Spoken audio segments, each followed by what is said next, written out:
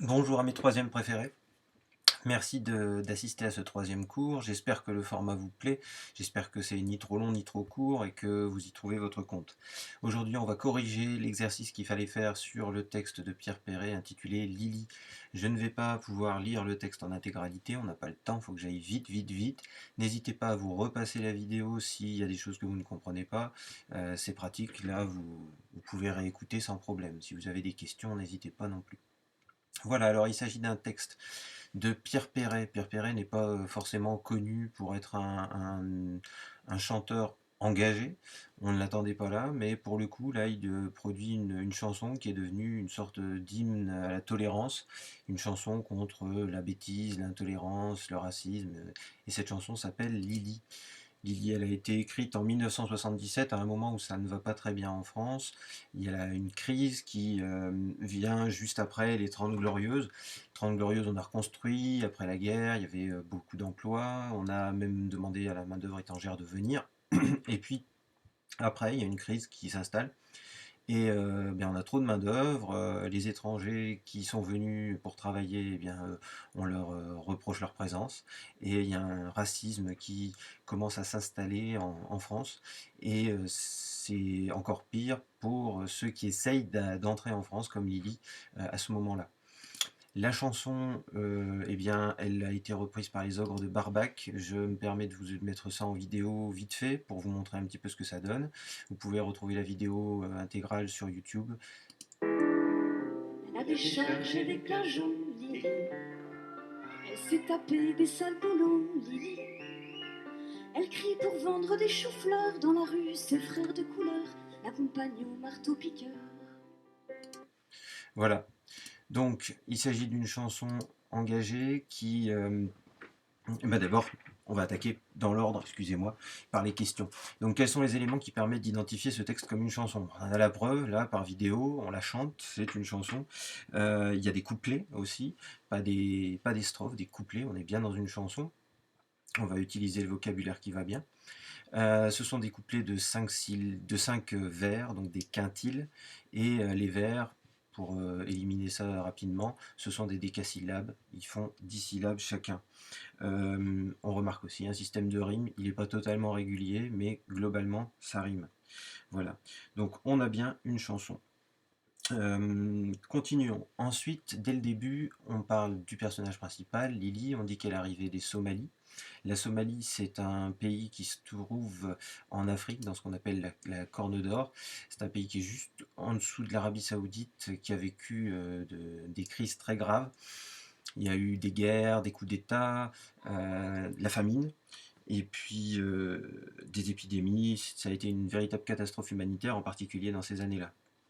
Donc, Lily fuit son pays pour venir en France. C'est une migrante, elle va chercher une vie meilleure. Elle essaye d'accomplir son rêve. Et on voit ici, elle croyait qu'on était égaux, Lily, au pays de Voltaire et d'Hugo, Lily. Ça, la question qui vient, la question numéro 3, quelle est la figure de style utilisée ici? Eh bien, il s'agit d'une périphrase. On parle de quel pays? On parle de la France, le pays de Voltaire et d'Hugo. Voltaire et Hugo étaient deux écrivains très engagés qui avaient une véritable conscience politique et qui ont défendu la tolérance, les droits de l'homme, l'égalité. Ils ont défendu les faibles contre les forts, et ils incarnent les lumières et la tolérance. Donc, quand on dit le pays de Voltaire et d'Hugo, c'est plutôt valorisant, hein. La France ici est valorisée, mais on va se rendre compte que ce qu'elle vient chercher, là, ici, ces valeurs de tolérance et d'égalité, elle ne va pas du tout les trouver. Pas du tout. Et ce sera même tout le contraire. Donc ici, la France, elle est évoquée à travers cette périphrase, mais elle est aussi évoquée, comme on le demande à la question numéro 4, par trois mots qui évoquent sa devise. Ici, l'égalité, là, la liberté, et là, la fraternité. Toutes choses que Lily cherche et aime. Elle croyait qu'on était égaux, Lily. Elle aimait tant la liberté, Lily. Elle rêvait de fraternité, Lily. Donc la France, elle se... Comment dire? Elle essaye, comment dire, elle a des valeurs, elle lit les recherches, mais elle ne va pas les trouver en arrivant. Effectivement, elle se heurte à la dure réalité quand elle arrive dans un hôtel rue Secrétan eh bien on lui précise en arrivant qu'on ne recevait que les blancs. Là, elle se heurte à l'intolérance, à la ségrégation. Voilà. La ségrégation, c'est le fait de ne pas donner les mêmes droits euh, aux gens en fonction de leur couleur, de leur race, de leur religion. Voilà, c'est ça la ségrégation. Donc ici, Lily cherche l'égalité, mais elle ne trouve que les inégalités, et c'est exprimé par une figure de style un petit peu difficile. Pour Debussy, en revanche, il faut deux noirs pour une blanche. C'est une métaphore qui fait référence à la musique. Debussy est un compositeur, et ici il y a une référence à la valeur des notes en musique. Effectivement, vous le savez, vous l'avez vu avec Monsieur Bossard probablement. Et bien pour faire une blanche, il faut deux noirs. Voilà. Donc c'est une sorte de métaphore du racisme, de l'inégalité, mais une métaphore, mais en même temps un euphémisme aussi, puisqu'on ne parle pas ici de racisme, le mot n'est pas prononcé. D'accord. On le suggère, c'est tout. Attention, je précise, au cas où l'idée vous aurait traversé la tête, Debussy n'est pas raciste, hein, j'ai cherché un petit peu, il n'y a rien qui prouve ça, c'est à mon avis, euh, Pierre Perret s'est juste servi de son nom ici pour pouvoir intégrer la noire et la blanche. Voilà. Soit dit en passant, pour le PEAC, si vous avez envie de faire des références à ce texte, vous le voyez, c'est du pain béni, il y a de quoi faire. Voilà. Donc, liberté, égalité, la devise de la France, la dure réalité à laquelle se heurte Lily, le racisme, la ségrégation, l'histoire de l'hôtel, ça fait aussi penser à Green Book dont on avait parlé en cours. Dans le couplet suivant, on énumère toutes les tâches qu'elle effectue, des tâches qui ne sont pas forcément agréables. Elle travaille dur. Et puis ensuite, eh bien, on passe au couplet numéro 5, je crois, où on dit, quand on l'appelait Blanche-Neige, ici il est question des surnoms. Hein. On vous demande à un moment quels sont les termes que les gens emploient pour désigner Lily. Ici, ben, on l'appelle Blanche-Neige, naturellement c'est ironique, hein, c'est très péjoratif. Ici, par antiphrase, eh bien, ils font une référence à la couleur de la peau de Lily. Donc on sent bien le racisme bête.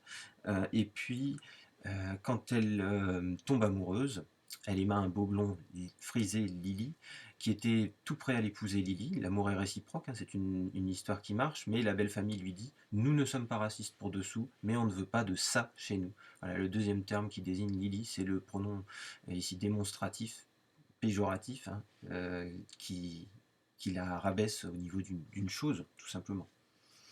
Voilà, donc des déceptions sociales, amoureuses, et puis politiques, puisque elle essaye aussi l'Amérique, le pays de la démocratie, et enfin un grand pays démocratique, comme elle dit.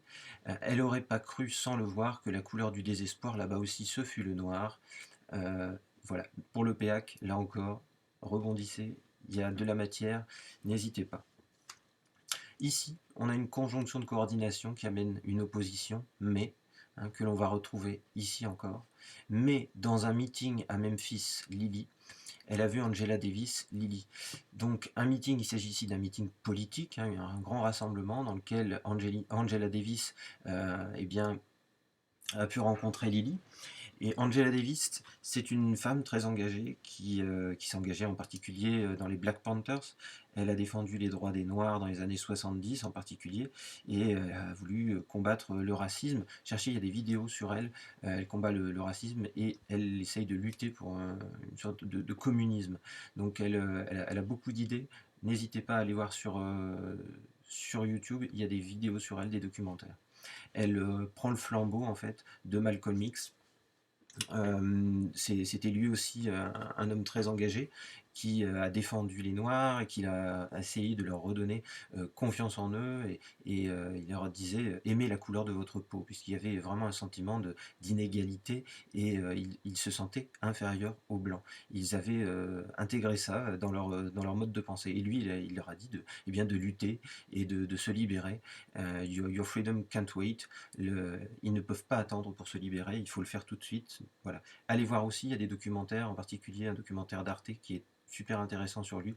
Il a eu une vie difficile. Quand il était tout petit, à 1 an, sa maison a brûlé, elle a été brûlée par le Ku Klux Klan. Ses parents ont dû déménager parce qu'il était en Alabama, il y avait énormément de membres du Ku Klux Klan. Ils étaient très actifs, ils pendaient les gens, ils lynchaient les Noirs. Donc Malcolm a dû quitter sa ville avec son père, il a déménagé, et là encore, ils ont été embêtés à cause d'une histoire de champ, je crois, que son père n'avait pas le droit d'exploiter selon les Blancs. Et le Ku Klux Klan a à nouveau incendié sa maison. Son père a appelé les pompiers et les pompiers ne sont jamais venus. La maison a totalement brûlé. Et quand la police est venue, en fait, le père de Malcolm a accusé des Blancs et la police l'a arrêté. Elle l'a arrêté et elle a prétendu que c'était lui qui avait mis lui-même le feu à sa maison, etc.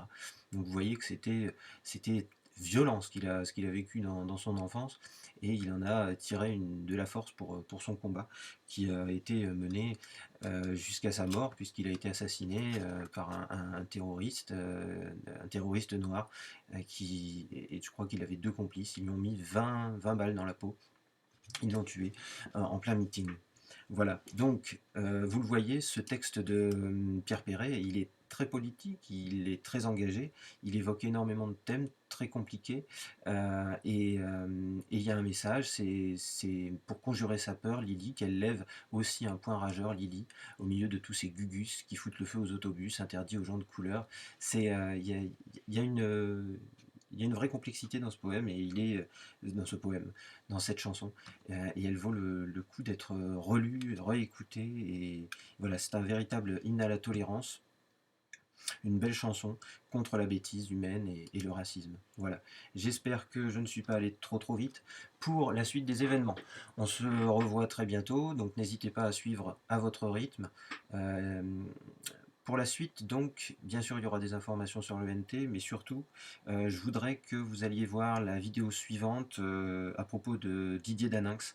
C'est un auteur que je voudrais vous faire découvrir. Alors, ceux qui sont plus courageux pourront le lire en entier. Je vous conseille un bouquin. Les autres feront des recherches dessus. Et puis, vous aurez un petit travail, naturellement, pour vous occuper. Voilà. Je vous souhaite une excellente journée. J'espère que vous allez très bien. Et je vous souhaite le meilleur. À bientôt.